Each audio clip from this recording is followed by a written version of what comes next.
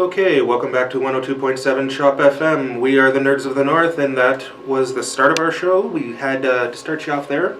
That was The Crew Shadows with Birthday. And then following that was Nightwish, I Want My Tears Back. As always, I am DJ Padawan. And I am DJ Bodobo. Today we're going to start you off with some entertainment news, and first story of the week is Disney. Disney's Maleficent has crossed the $600 million worldwide total as of today. Remaining in the top 5 slot of the box office for its 5-week run. It's not to say it was always in 5th place, but it's never been worse than 5th place. This is the second Walt Disney Studios release of 2014 to hit that mark. Gee, what was the first again? Yeah. Nothing's gonna match Frozen. No, Frozen's pretty much unstoppable. But it is also the 20th in the studio's history to hit 600 million. Yeah. That's an accomplishment. Yeah, that's pretty big. Because I guarantee you Disney's put out way more than 20 films. Yeah, that's true. So, next story here we have The Expendables 3 has officially been rated PG-13. And if I had a wah-wah sound, you'd be hearing it right now. Yeah, that's not the series that you want to see PG-13 on. I understand that you want to hit the widest possible audience so you can bring in as much revenue as possible. I totally get that. However, look at the actors you have in this film. These are the actors who, most of them, made a name for themselves in the classic action era of the 80s and 90s. Yep. We're talking like the Raw Deal films, Blade even, the Art of War, Fugitive, U.S. Marshals. That's where these guys were made their money. All of those movies weren't PG-13. No. So it doesn't seem like a very wise choice. But that's the thing, when I was a kid, I know my parents never really had an issue with me going to see violent movies, but I know I don't know, it's a mix out there. Some people care about it. It's different nowadays. Like, now people are more worried about the violent movie, but how many of those kids out there have Grand Theft Auto? Yeah, I know. Yeah, that's the thing. Right. And then, like, the parents that are actually willing to take kids to these movies or whatever, right? Like, a PG-13, like, you're pretty much opening it up to anybody. Like, if you, you're not going to get anybody under 13 walking into the theater by themselves. I would have liked to see, like, a 14A on this movie. Yeah. Yeah. Make it a little bit darker, but if you want to not have the R, go with a 14A. It's better, in my opinion at least. Do you know what the PG-13 rating was implemented for? No. Well, it was actually created on request from Steven Spielberg about Indiana Jones and the Temple of Doom. Because Temple of Doom was given a PG rating. Yeah. And he's like, it's not PG. Well, he's like, well, it's not R. He's like, shouldn't there be a rating in between the two of them? Yeah. And a week later, the MPAA came back with, here you go, PG-13. Huh. So Indiana Jones gave us PG-13. I don't know, it would have happened eventually, but that's... it could have happened eventually, yeah, but this is... That's a pretty funny movie for it to happen on, though. Yeah. It's funny, yes, but it was dark. Yeah. Okay, next story here we have Bryan Singer has teased via Twitter the X-Men Apocalypse script treatment by photographing the front page. And it says, if you read a little bit of the lines there, Act 1, Egyptian desert during a war.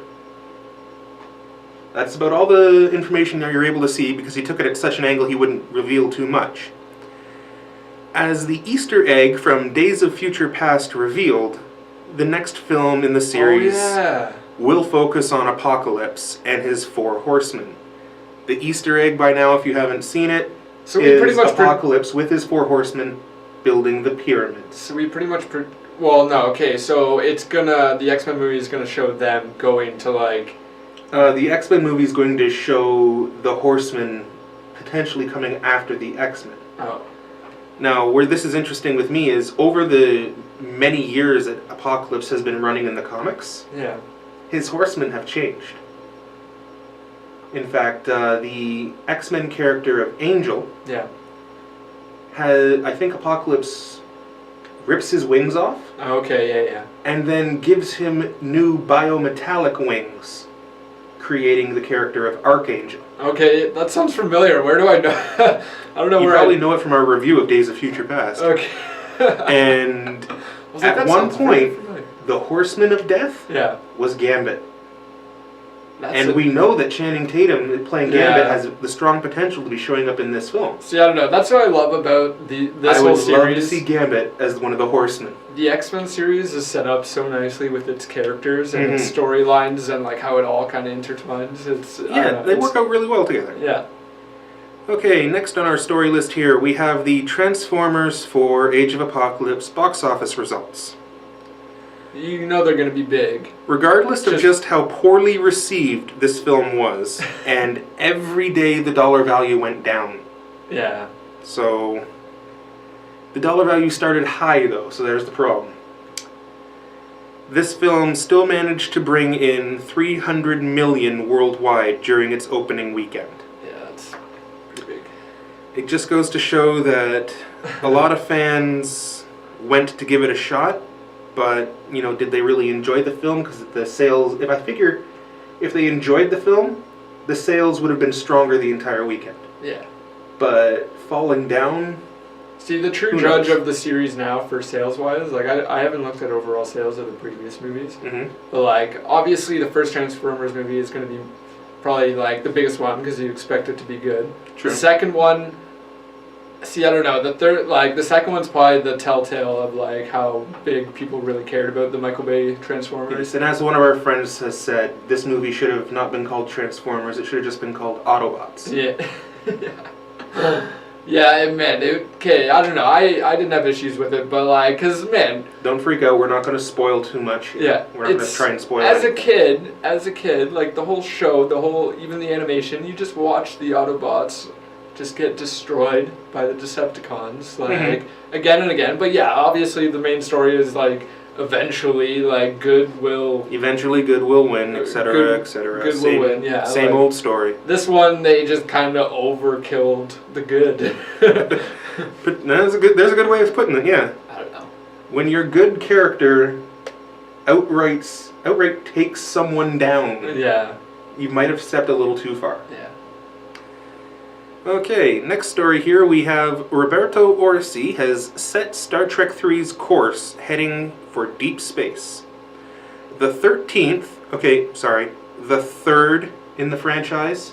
I have people get very, very mad at me when I put all the Star Trek movies together in one series. It's the 13th. So, the 3rd in the reboot, but 13th to bear the Star Trek title, has been set a course for the final frontier, which is picking up exactly where Into Darkness left off.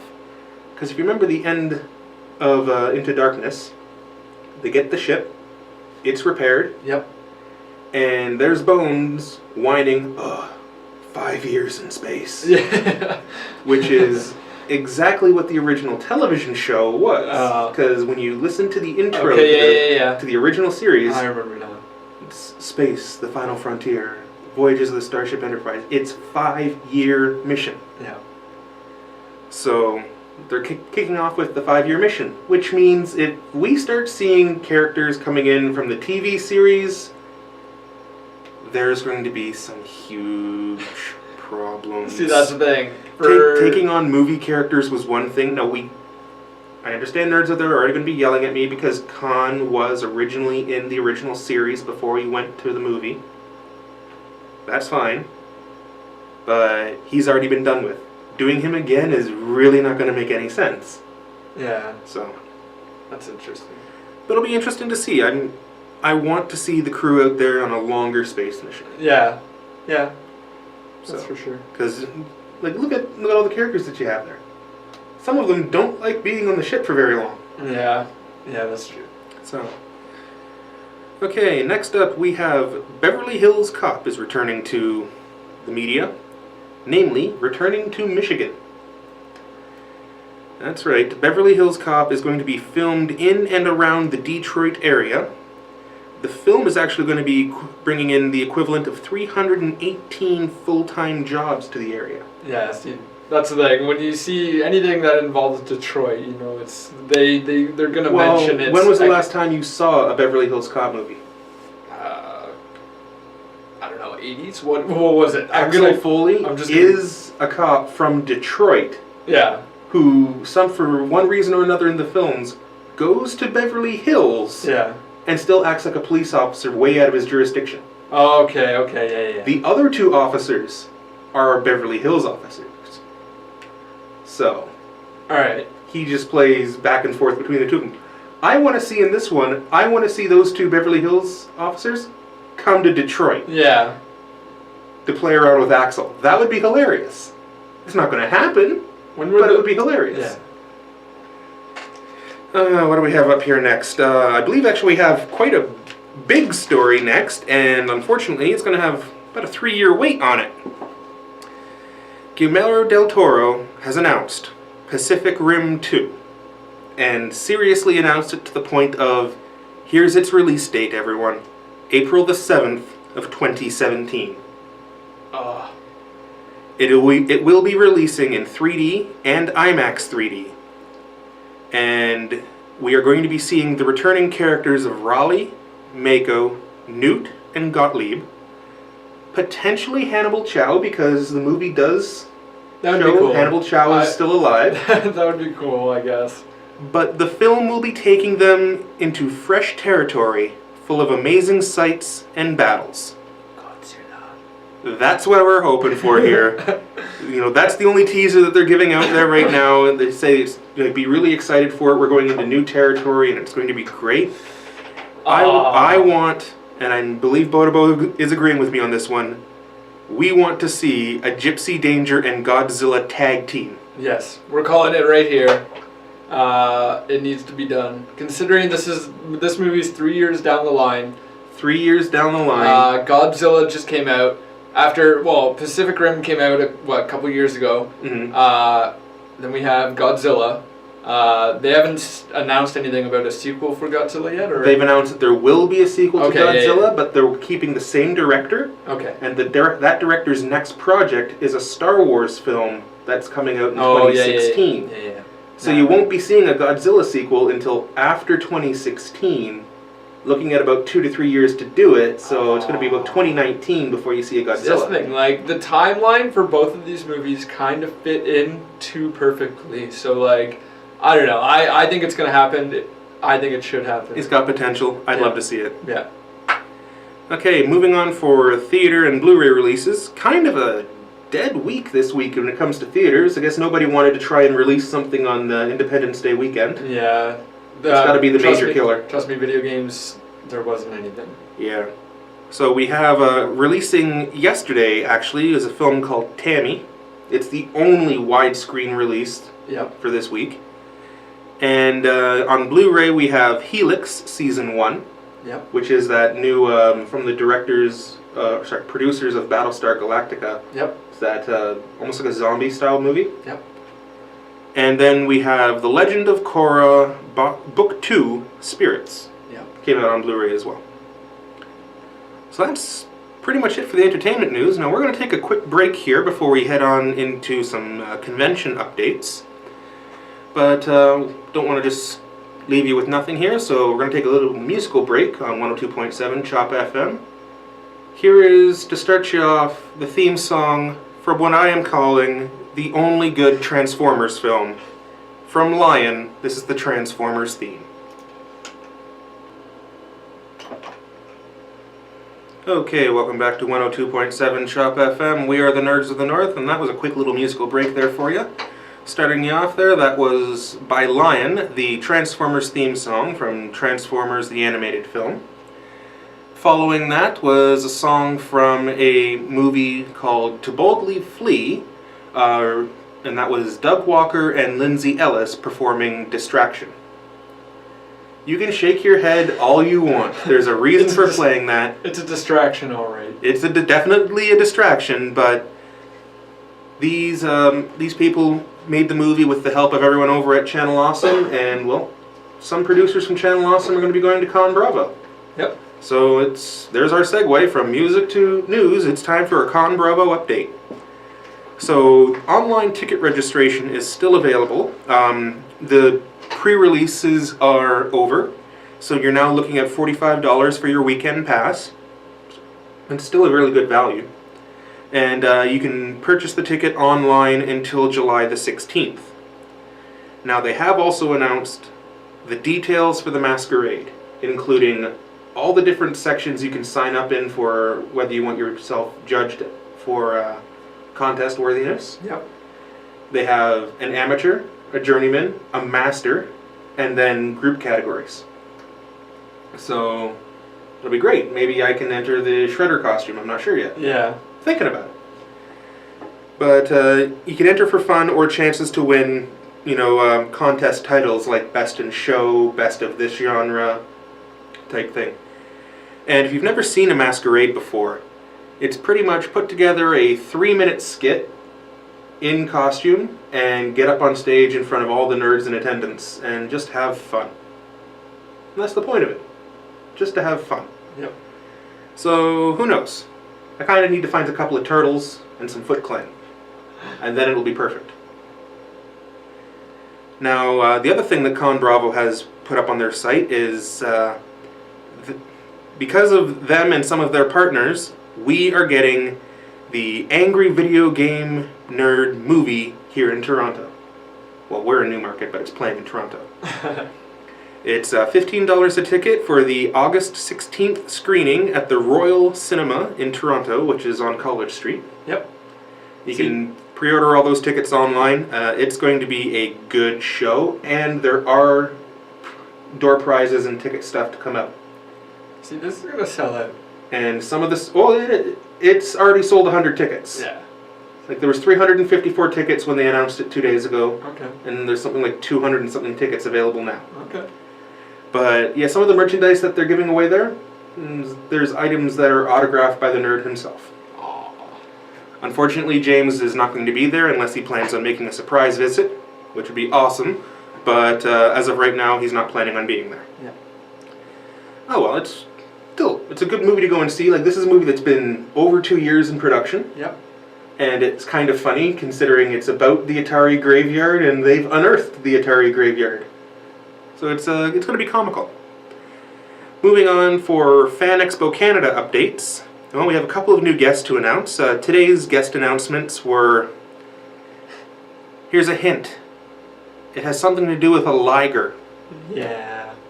See, apparently he canceled last minute last year. I'm not sure. I think. Because he was He supposed might to be have. there. He might have had something else to do. I know, that's the thing. I think he was supposed to be there last year. He ended up canceling. So We have John Heder and Efren Ramirez from Napoleon Dynamite will be in attendance.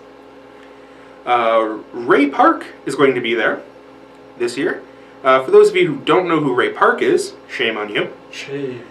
But he is in the original X-Men film as Toad. He plays Darth Maul in Star Wars Episode 1, and he's also the security guard with the dual batons in Fanboys. Oh yeah, yeah, the one that says you're about to get mauled. Yeah, Right. yeah. Oh, that is just hilarious.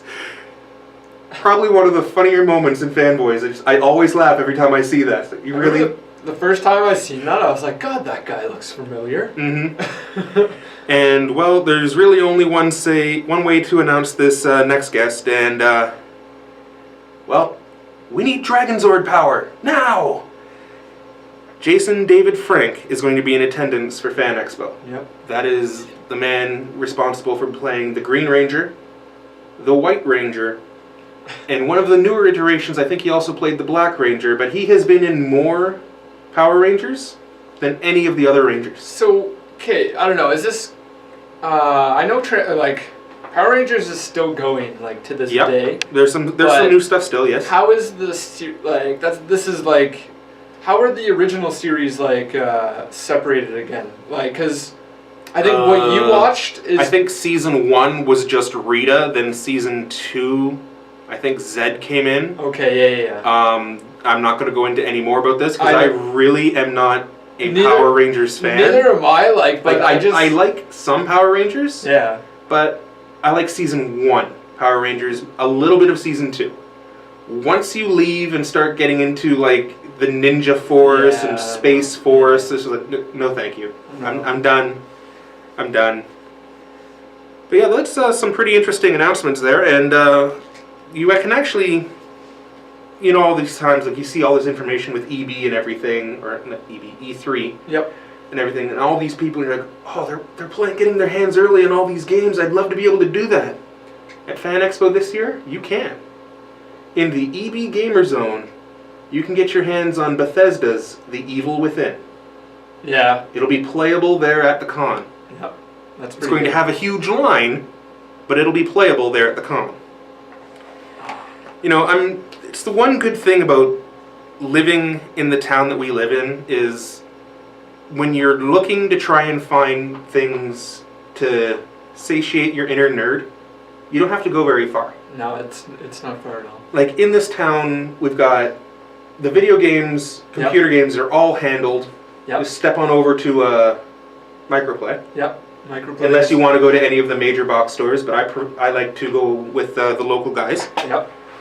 Simply because if they don't have it in store, they can almost always get it for you. Yep. And, you know, for Warhammer and actually comics and everything, there's just right down in the heart of Newmarket, you've got 4th Dimension. Yep. And he's actually moved now. He's not in his old location. He's now See, the old location... His old location was really tight. Yeah, I'm happy that honestly, he's opened up. He's got a lot of space in there now. Yeah, I honestly didn't even recognize the old store. Like, I'd walk up and down Main Street a lot, and you'd mention 4th Dimension, and like, I'd be looking around, and like the first couple times, I didn't see it. Like, I just did. It wasn't like there. But now he's impossible to miss. Yeah, it's pretty big now. You're not gonna miss 4th Dimension. If you're walking down the sidewalk, you're gonna see the windows, and you're gonna see what's in it. Yeah, if you're looking for him from his old store, he's now just south of Timothy Street. Yep. Just near the old convenience store on Main Street, Newmarket. Yeah. Well, it's a great place to... A lot of people still think it's convenient. I've seen a couple people even recently that think it's a convenience store still? Yeah, there's a few people that haven't been around for a while. It hasn't been a convenience store since April, people. Yeah. But no, it's not bad actually, because he's not just a store owner, he's a content producer. Yep. Like, he's actually written quite a good graphic novel. Yeah, we're looking at it right here. Yeah, I picked up a copy of this, and, you know, it's actually a good read. It's the Secret History of Main Street Newmarket. The actual title of it is Journal of the Main Street Secret Lodge, but it talks about the secret histories of Main Street. And it's very well illustrated.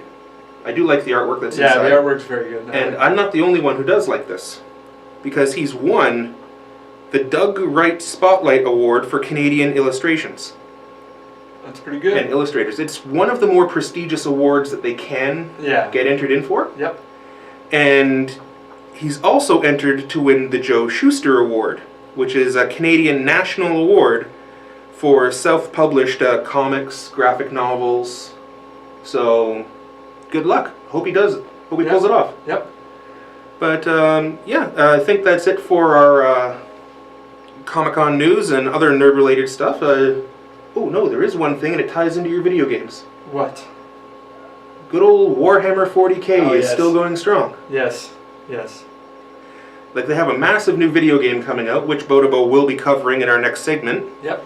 However, I hold here in my hands their latest Codex edition. And this is for the Greenskin Horde. Time for the Orks. Now, as a Warhammer player, I've read through this Codex. Yeah.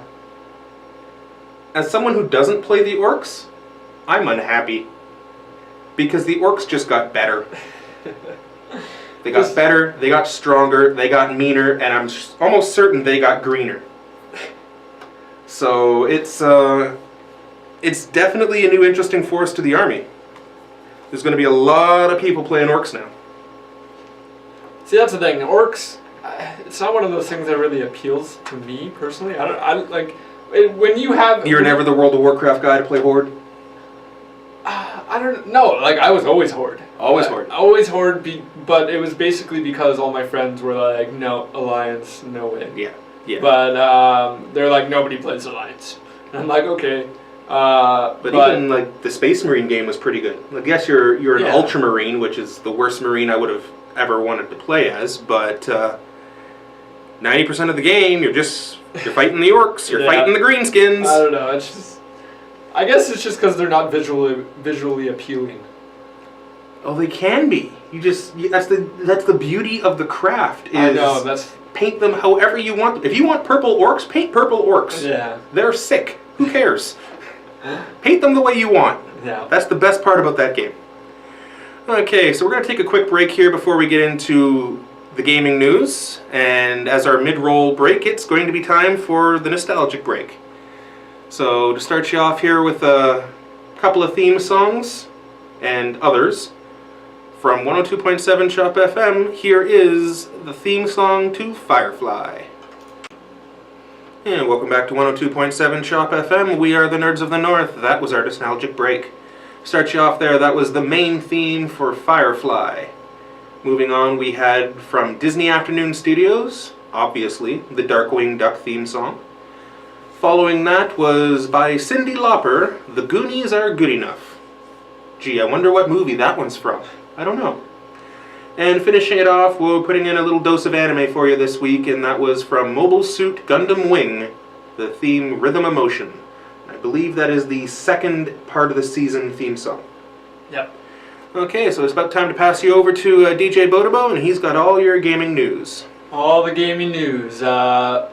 We are very, very slim in game releases. I don't know, it's a very slow month, I guess, in July. I looked ahead to see what's coming up, and nothing too major. But anyways, I'll get into the stories here. Sega has revealed... Sega! I actually watched the trailer for this game, and hearing the Sega... It's been a while since I've watched... Sega! Yeah, that was just... to hear that again, I was like, yeah. You immediately expect a little speedy blue ball, eh? Yep.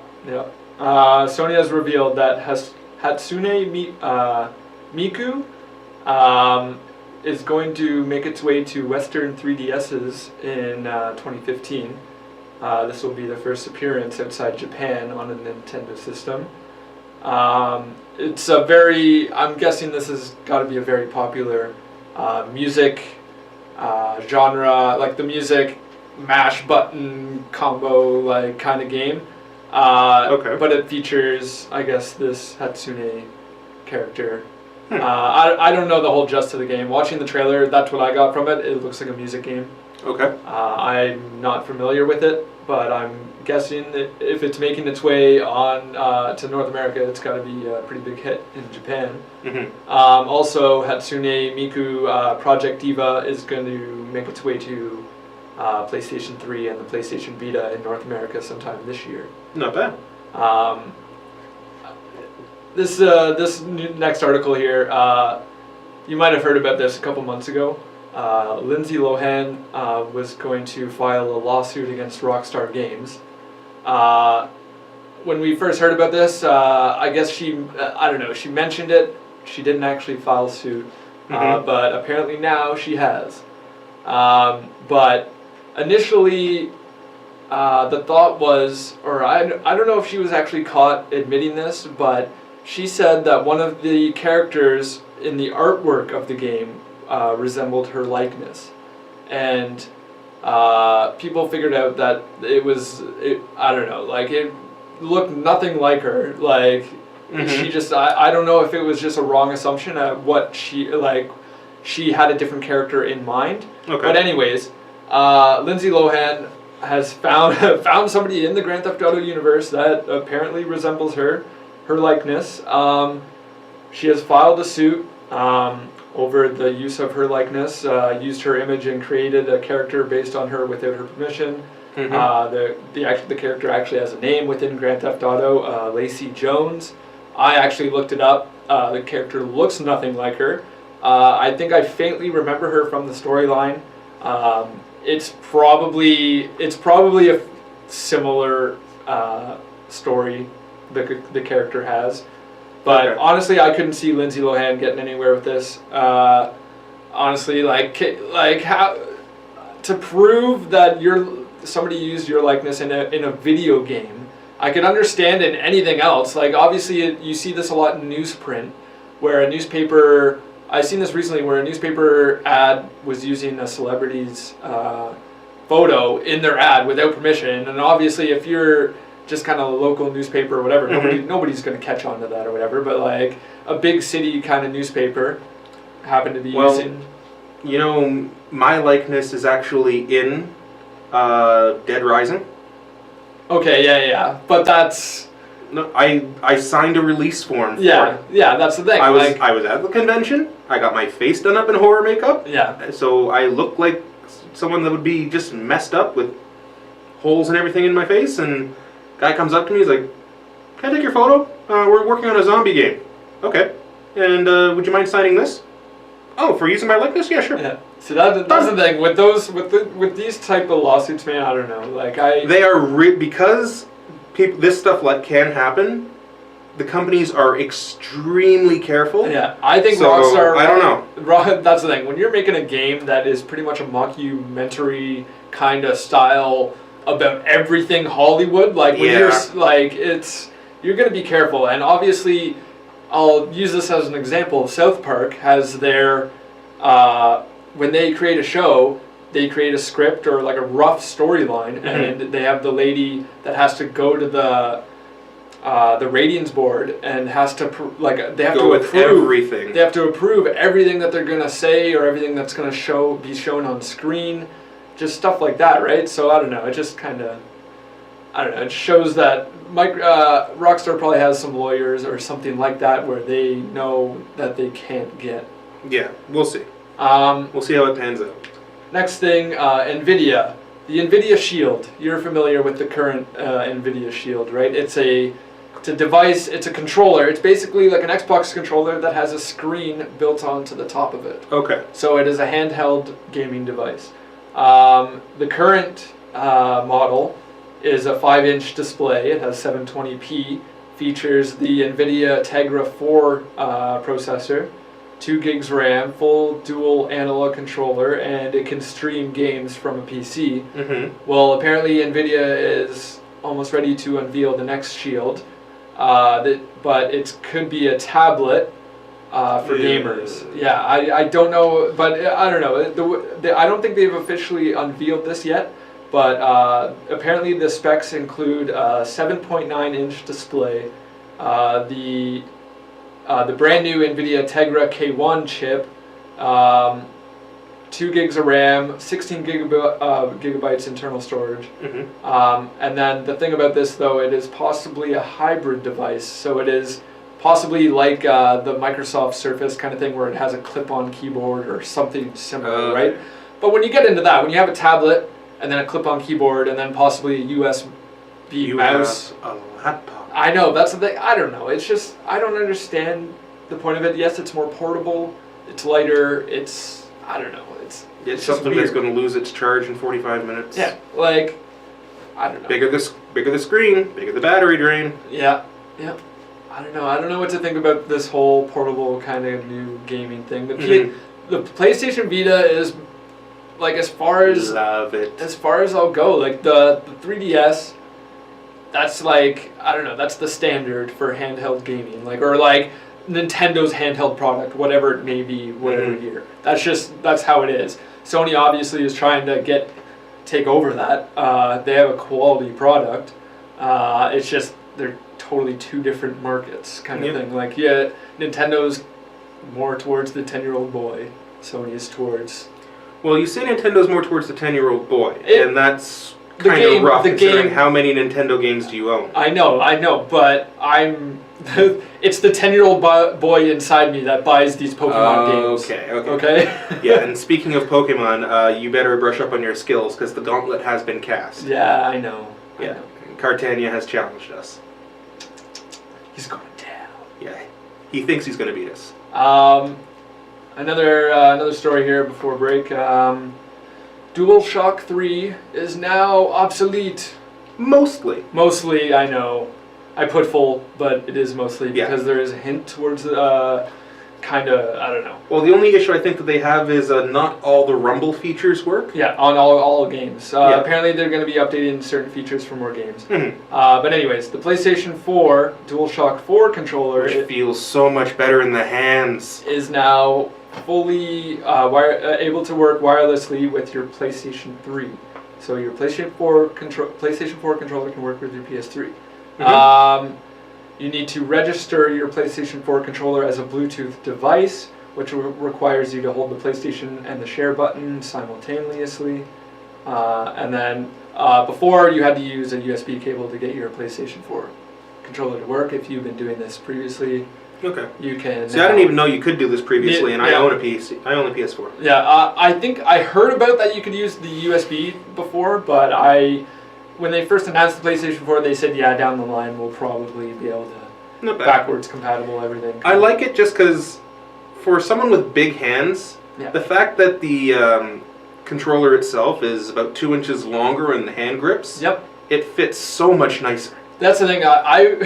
When you bought your PlayStation 4 controller before you bought your console, or no, I got the controller 3 days before my console. Yeah, so and I was we opened it up and you could literally sit a DualShock 3 controller on top of the DualShock 4, and you could clearly still see the DualShock 4 underneath. Yeah. So. I even considered doing the same kind of thing but now I kind of have a reason to. I can just buy a PlayStation 4 controller and use it on my PS3. But well, fine then. Be that way. I don't know. It's not worth it. Yeah. Okay. All right. We're going to take a break here on 102.7 Chop FM. Here is Jonathan Coulton, The Future Soon. Welcome back to 102.7 Chop FM. Nerds in the North here. That was a little break to split up our gaming news. That was Jonathan Coulton, The Future Soon, and the main theme of Final Fantasy VII. A nice slow little tune there.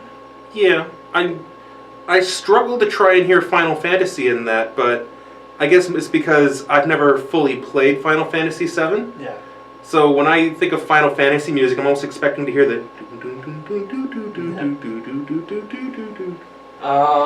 or the absolute persistent classic.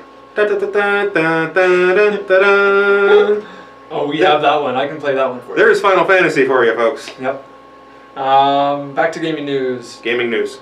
Behavior Interactive has detailed the Founders Program pre-order packages for the Warhammer 40k Internal Crusade game. That the pre-order packages start at $40 and go all the way up to $450. The details and the amount of packages are just way too many to list. If you're interested in this game at all, I would recommend that you check out all the pre-order packages available. Basically though, you're getting early access and then points that you can spend on the Rogue Trader in-game. They would use that term too, wouldn't they? Yeah. But a little warning here, apparently the Founders Program is only for PC users, as 40k is coming out for Xbox One, PS4, and the PC next year. Yeah, so it sounds like it's going to be the same as the Founders Program for Dungeons & Dragons Neverwinter. Yeah, it's very similar. So, which, yeah, I participated in the Founders Program for Neverwinter. Yeah. I didn't go crazy, right? I got the standard price of the game. Founders package. So I got to go in early. I got some extra gear bags, some extra character slots. Yeah. Then you see just how many people paid the extra money to have the Ranger class right away, the Drow race right away. There is class benefits to some of these packs. I don't even want to get into it. So yeah. It was ridiculous because when you think Forgotten Realms and Neverwinter, 2 words come to mind. Yep. Drizzt Do'Urden. That's it.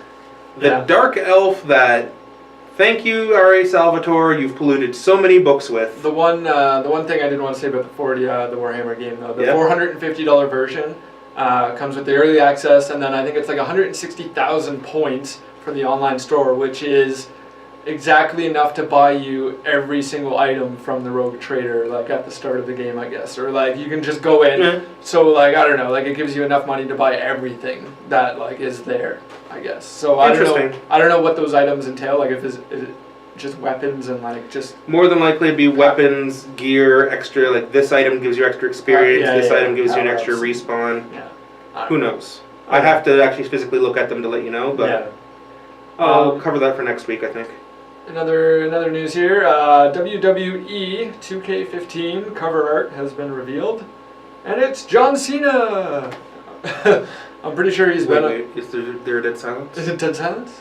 Yes. Yes. 2K has revealed. Yeah, John Cena is on the cover of 2K15, set to hit PlayStation 4, Xbox One, and the PlayStation 3 and the Xbox 360 on October 28th in North America. And October 31st internationally. I know if my buddy Weasel's listening, he's a big fan of the wrestling games. I know a couple people who are huge fans of the wrestling games, but I don't know. They're not for me. Not for me. The last wrestling game I really had fun with was on the Super Nintendo, and it was WWF Raw. Okay, yeah. See, the older you go... See, give me back, like, Tatanka, the 1-2-3 Kid. Yeah. We're happy. This story here, I just figured this out today. This, I believe, came out yesterday. It's kind of funny that they release it on Canada Day, but I'm pretty sure they do this on purpose. Grand Theft Auto 5 has an update that brings Independence Day celebration to the game. It brings new vehicles, weapons, and properties to the GTA Online. It's cool though. The motorcycle is a motorcycle with the red. Is it the motorcycle from the Vietnam episode of Top Gear? Pretty much. Wow. Like, it's not. Wasn't it like a moped though, like theirs? But this. I don't care what type of bike it is. Okay, it better be painted in nothing but white and flags. Oh, it is. Okay. That's what it is. It is nothing but red. White, and blue. Is the radio stuck on Born in the USA? No, that would be hilarious. It would be. They should have done something. It would be. Actually, I don't know. It comes with a monster truck named the Liberator. It is also decked out in red, white, and blue. It has 2 American flags off the back of it. A motor truck called the Liberator. The monster truck, yeah. That's almost as creative as Transformium. Yeah. I don't know. It's good. It's good. It's. Oh, the bike has a name as well. I don't. It's Sovereign. I don't know. It's something Sovereign. Yeah, it's interesting. It also, one of the new weapons is a musket. It is powerful, but it takes like a minute to reload. It doesn't take a minute. It's powerful at short range, but it should have 0 accuracy. I know, but GTA, the physics, I wanted it to have no accuracy, but I'm pretty sure it's dead on. Oh, great. Also, it comes with a rocket launcher that shoots fireworks. I don't know, it's cool. It makes a big bang. Instead of blowing stuff up when you shoot at objects, it just sets it on fire. So, you ever get a feeling here that they're just trying to catch up to Blizzard? Yeah, with all the, I know. Theme packages? I know, I don't know, I'm waiting for the specific theme quests of make sure you set off fireworks in every region. I know. Okay, I love stuff like this. Like, I died for those missions in World of Warcraft. I just remember spending so long underneath the Christmas tree because I kept getting free stuff. I know. Okay, man. I do nothing on Christmas, so I like spent my 1 year. Like I spent Christmas Eve and Christmas Day like in World of Warcraft. Like that's what I did, and like I just chilled in Orgrimmar and was chilling near the trees and just I don't know. We were all waiting for like 3 a.m. They like let you open the presents under the tree and you get like the fireworks and whatever, right? The last story here, I'm hoping that you've seen this. The new Dragon Ball Z is coming to next gen. Yes, and judging by the concept art of the person who's fighting Nappa, yes, it looks like you can create your own. See, because I do not remember a red-haired Saiyan who looks like he has a tail, wears a scouter, but is clad in Capsule Corps uniform. Yeah. So how do you pronounce this? Dragon Ball Xenoverse? Like is Xenoverse. Xenoverse? Okay, that's how I figured. Xenoverse. They released a trailer. I didn't check it out. I didn't check out the trailer either. I didn't know there was a trailer. Well, in the article it says there's a trailer. I didn't happen to see it. Yeah, this is coming out for Xbox One, PlayStation 4, and the 360 and the PlayStation 3. I'm immediately worried. It's going to feature... No, wait. It's going to feature real-time transformation, apparently, which is a step in the right direction, because that was one thing that you had massive problem with. You had to switch. No, Raging Blast wouldn't let you transform. Okay, well, wait. Burst Limit. Burst Limit was the last game. Oh, Burst Limit was the last game? One of the most recent games, and they wouldn't let you transform. Okay, Burst Limit was, I think, the most recent game. It was well received. It was decently received, anyways. But apparently, this new game is being it is Namco Bandai is the company, but it's being developed by the same company that did Burst Limit, and also they've done Street Fighter and the Budokai series. They are responsible for the Budokai series? Yeah. So this is the thing. Is it just Budokai, or are they responsible for the Budokai Tenkaichi series? I don't know. It just said Budokai series. Okay. So this gives me some hope. I know, because our number one problem for all my Dragon Ball Z friends out there is the controls and the fluidity of the combat has not compared to the PS2 games. But if it was the same developer before, I don't understand why they weren't able to deal with this before. I don't know. But okay, if it has been a developer change, like maybe Namco was involved before, but maybe it wasn't this studio that did Burst Limit. But also the article mentioned to say that Namco Bandai will not say if Dragon Ball Z creator Akira Toriyama is involved at all. It'd be cool to see if he is, but... yeah, well, he's still got the movie coming out. Yeah, the movie which we found the news out this morning. No! Which is amazing news. I wouldn't even announce it here. Until you get... I wouldn't even say it. Don't even say it. Because people are going to know. Whatever. Yeah. The new Dragon Ball Z movie is, obviously, as we said before, is getting a limited screening. If you're a fan, take a look around. That's all I'm going to say. That's all I'm going to say. Tickets are now available. Find your theater. Yeah, find your theater quickly. And that's about it for Nerds of the North here today. That's it for you today? Unless you can think of anything else here. No, I think we're okay. Not really anything major happening right now. Like if you want to pay attention for our next cinema screening, it's going to be Dawn of Planet of the Apes. Yep. Which I actually looked at IGN's review number. I scrolled right through all the review until I got to comments, and then I slowly scrolled back up. I usually just look at the number and maybe the point for it. Now, IGN, rated... Transformers? Was it... It was the Transformers one that we went? Yeah. They rated the Transformers 4 at a 6.0. Yeah. Now, Dawn of Planet of the Apes got 4+ comments, no negatives, and was given a 9.5 amazing. Okay, yeah, we gotta go. Yeah. We gotta go. If this gets overhyped, I'm going to be very, very sad. Yeah, I just saw Rise of Planet of the Apes last night, and IGN. I was into it. IGN's reviewers on the movies, they're not bad. It's similar. I've never really had an issue disagreeing with them. There's been a few. There's been a few where like they rated a movie that I liked a little bit low than I would have thought, but I don't know. We'll see. Like if this is a main movie. Planet of the Apes is a big name. It's, I don't know, Rise of the Planet of the Apes was just on TV the other night. I'm sure a lot of people catched it then. It was rerunning all day. Now we do have some clarification here because I just checked. Okay. The developers they worked on the Budokai series. Yeah. They are not the Budokai Tenkaichi developers. I didn't think it was the same. And I'm sorry, I prefer the Tenkaichi play. Yeah. So we'll have to see how it works. It's never going to get back there. Nothing's ever as good as the original, right? Yeah. All right. Anywho, that's Nerds of the North for this week. We'll see you guys again next Wednesday.